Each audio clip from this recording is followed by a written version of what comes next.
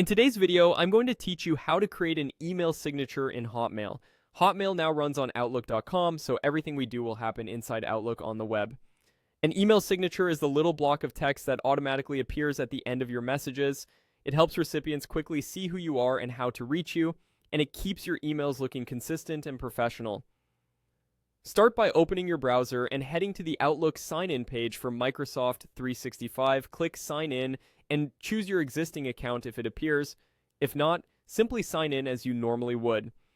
Once you're in your inbox, look to the upper right corner and click the gear icon to open Settings.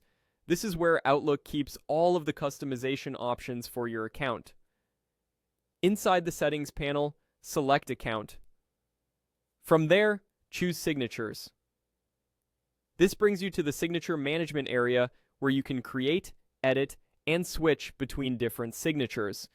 Click Add Signature to make a new one. Give your signature a clear name so you can recognize it later. This is just for your reference, especially useful if you plan to have more than one signature for different uses, like general emails versus support replies. Now, enter the actual signature content in the editor. Keep it clean and concise. Include your full name and role, and consider adding your company name, website, and relevant social links. Use the formatting toolbar to adjust font size, add separators, or insert a small logo if your organization allows it. Aim for readability. Avoid too many colors or oversized images so your messages load quickly and look good on mobile. While you're here, look for the options to automatically add this signature to new emails and to replies and forwards. Turning these on saves time and keeps you consistent. If you prefer to add your signature manually on certain messages, you can leave these toggles off and insert it when needed from the Compose window. When everything looks right, click Save. Outlook will confirm your changes.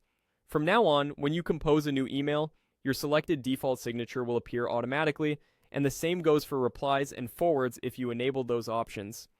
If you don't see your signature right away, refresh your browser and try composing a new message.